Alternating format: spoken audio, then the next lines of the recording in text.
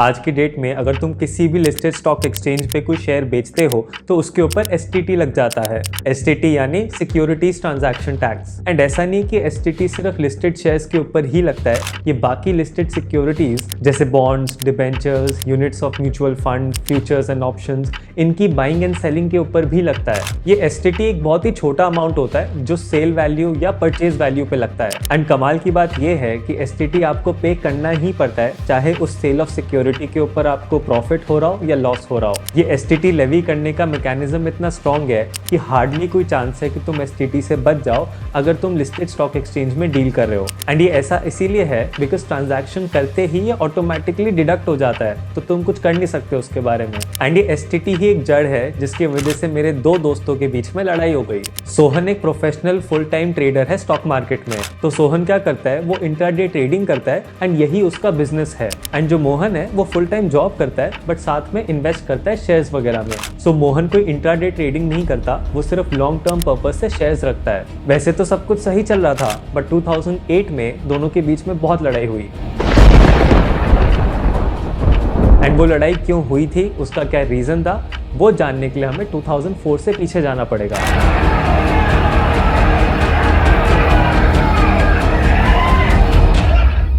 2004 से पहले क्या होता था कि जो लोग शेयर मार्केट में इन्वेस्ट करते थे specially for long term purposes, वो लोग टैक्स फाइलिंग के टाइम पे ये शो ही नहीं करते थे कि उनने इस साल कितने शेयर्स वगैरह बेचे हैं। एंड अगर आप सेल ऑफ सिक्योरिटी शो ही नहीं करोगे अपनी टैक्स रिटर्न में तो उसके ऊपर टैक्स लगने का तो मतलब ही नहीं बनता, यानी टैक्स एवेजन हो रहा था in its purest form. And उस टाइम पे जो शेयर मार्केट में लॉन्ग टर्म कैपिटल गेन्स निकलते थे उनका अमाउंट ह्यूज था, यानी गवर्नमेंट को बहुत सारे टैक्स का लॉस हो रहा था। तो इस टैक्स एवेजन को टैकल करने के लिए for the first time in India 2004 के बजट में एसटीटी को इंट्रोड्यूस किया गया। ये सिक्योरिटीज ट्रांजैक्शन टैक्स का जो मॉडल है वो बिल्कुल टीडीएस पे बेस्ड है कि जहां इनकम जनरेट होती है टैक्स उसके सोर्स से ही निकाल लिया जाए, सो दैट जब ये इनकम रिसीवर को मिलेगी तो इसके ऊपर टैक्स ऑलरेडी निकल चुका हो। अब यहाँ पे क्वेश्चन ये आता है कि इस मॉडल की जरूरत थी क्यों। अब इस चीज को ध्यान से देखना कि गवर्नमेंट के पास दो मॉडल होते हैं डायरेक्ट टैक्स कलेक्ट करने के। फर्स्ट मॉडल में क्या होता है कि मान लो एक इंसान है, वो 100 रुपए कमाता है तो आप उससे 20 रुपीज का टैक्स कलेक्ट करते हो।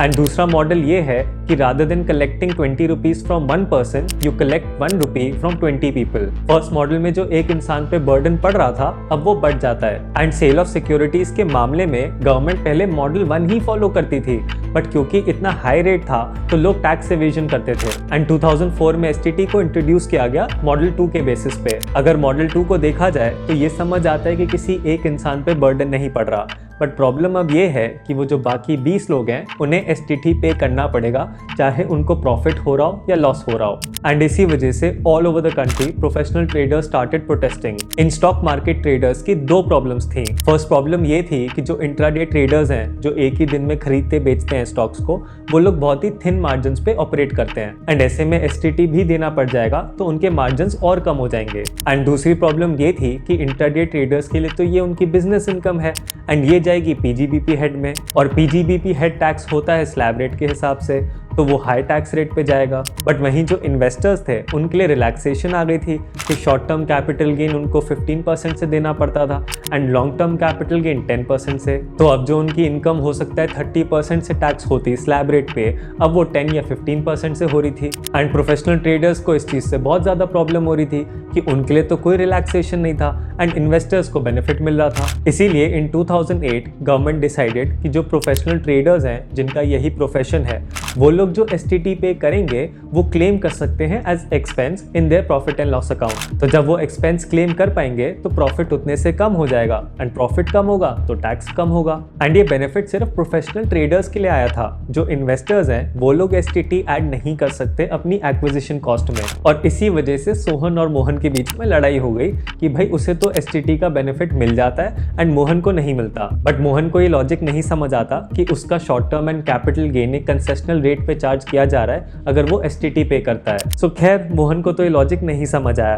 बट आई होप आपको ये लॉजिक अच्छे से समझ आया हो। तो मैं मिलता हूँ आपको नेक्स्ट वीडियो में एक नए टॉपिक के साथ। Till then you take care, have a nice day.